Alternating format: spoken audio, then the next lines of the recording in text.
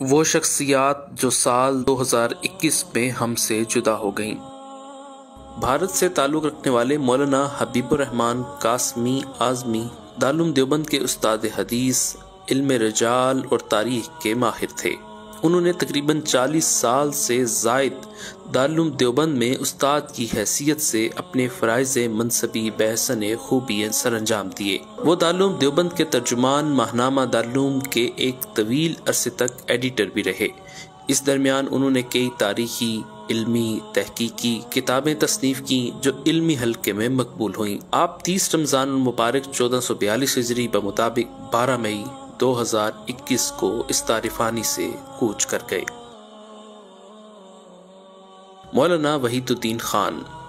مولانا وحید الدین خان بھارت کے معروف Islamic scholar, اسلامی مرکز نئی دلی کے چیئرمین، ماہنامہ الرسالہ کے مدیر تھے۔ مولانا وحید الدین اسلام اور مسلمانوں سے متعلق تقریباً 200 سے زائد کتب کے مصنف تھے اور انہوں نے قرآن کریم کا ترجمہ بھی کیا تھا۔ انہیں بھارت اور پاکستان کی حکومتوں کی جانب سے بہت سے ایوارڈز اور اعزازات سے نوازا گیا، جن میں بھارتی حکومت کی طرف سے ملک کا دوسرے اعلیٰ ترین شہری ایوارڈ پدما بھوشن سر فہرست ہے۔ آپ 21 اپریل 2021 کو 96 سال کی عمر میں کورونا کے سبب انتقال کر گئے۔ مولانا قاری عثمان منصور پوری۔ آپ دارالعلوم دیوبند کے سینئر استاد حدیث، معاون و محتمم، جمعیت علماء ہند کے صدر، امیر شریعت اور شیخ الاسلام مولانا حسین احمد مدنی کے داماد تھے۔ انہیں دارالعلوم دیوبند میں متعدد مرتبہ ناظم تعلیمات اور ناظم دارالاقامہ جیسی اہم ذمہ داریاں دی گئیں، جسے انہوں نے بحسن خوبی سر انجام دیا۔ مولانا عثمان کو 1999 میں دارالعلوم دیوبند کا نائب مقرر کیا گیا۔ 2020 میں انہیں کارگزار محتمم بنایا گیا۔ آپ 21 مئی 2021 کو 76 سال کی عمر میں کورونا کی وجہ سے مختصر علالت کے بعد انتقال کر گئے۔ مولانا عبدالرزاق سکندر۔ وفاق المدارس العربیہ پاکستان کے صدر، شیخ الحدیث اور گزشتہ 25 سال سے معروف دینی درسگاہ جامعہ بن نوریہ ٹاؤن کراچی کے محتمم اور تا دم وفات عالمی مجلس تحفظ ختم نبوت کے مرکزی امیر رہے۔ آپ نے جامعہ بن نوریہ ٹاؤن کراچی کے علاوہ جامعہ اسلامیہ مدینہ منورہ، جامعۃ الازہر مصر سے علمی استفادہ حاصل کیا۔ آپ کافی عرصے سے علیل تھے اور نجی ہسپتال کے انتہائی نگہداشت وارڈ میں داخل تھے اور 30 جون کو 86 سال کی عمر میں وفات پا گئے۔ مولانا سید غلام نبی شاہ۔ شیخ الحدیث مولانا سید غلام نبی شاہ کا تعلق مانسیرہ کے علاقے سے تھا۔ آپ جامعہ عربیہ سراج العلوم اور جامعہ سید احمد شہید مانسیرہ کے بانی اور محتمم ہونے کے ساتھ ساتھ جمعیت علماء اسلام کے مرکزی نائب امیر بھی رہے۔ آپ 1964 سے جمعیت علماء اسلام سے وابستہ ہوئے۔ قومی اسمبلی اور صوبائی اسمبلی کا الیکشن جمعیت کے ٹکٹ پر لڑا۔ 1973 کی تحریک کے نظام مصطفیٰ کے سلسلے میں 3 مہینے ہری پور جیل میں رہے۔ آپ 3 جولائی 2021 کو انتقال کر گئے۔ بھارتی عالم مفتی ابراہیم دیسائی جو جنوبی افریقہ میں مقیم رہے، جامعہ ڈھابیل کے فاضل اور مفتی محمود الحسن گنگوہی کے خلیفہ مجاز تھے۔ انہوں نے 90 کے اوائل میں آسک امام فتویٰ پورٹل شروع کیا اور 2011 میں دارالافتاء محمودیہ قائم کیا۔ وہ مدرسہ تعلیم الدین میں 10 سال تک خدمات سر انجام دیتے رہے اور پھر اگلے 10 سال مدرسہ انعامیہ میں شیخ الحدیث رہے۔ ان کے فتاویٰ 4 جلدوں میں شائع ہوئے ہیں۔ ان کی کئی اور تصانیف بھی ہیں۔ ان کے شاگرد عالم اسلام میں پھیلے ہوئے ہیں۔ انہیں اسلامی مالیات اور معاشیات کے ایک بااثر عالم کی حیثیت سے دیکھا جاتا تھا۔ دنیا کی 500 اہم انتہائی بااثر مسلم شخصیات میں ان کا نام درج کیا گیا تھا۔ مفتی ابراہیم دیسائی کا انتقال 15 جولائی 2021 کو جنوبی افریقہ کے شہر ڈربن میں ہوا۔ مولانا عبدالخالق سنبھلی۔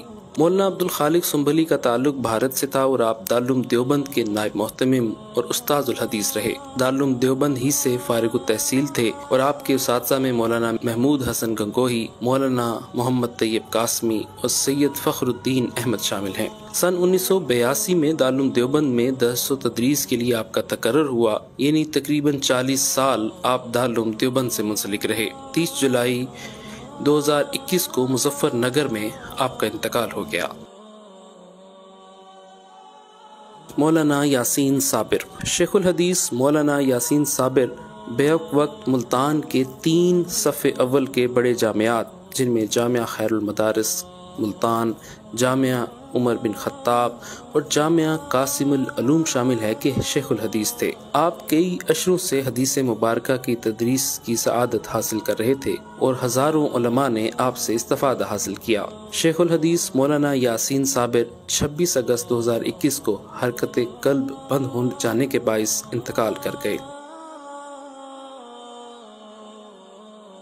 مولانا قاری عبد المتین اصغر۔ لاہور سے تعلق رکھنے والے مولانا قاری عبد المتین اصغر 2 ستمبر 2021 کو عظمت صحابہ کے عنوان سے ایک جلسے میں دوران تقریر صحابہ کرام کی شان بیان کرتے ہوئے اس دار فانی سے کوچ کر گئے۔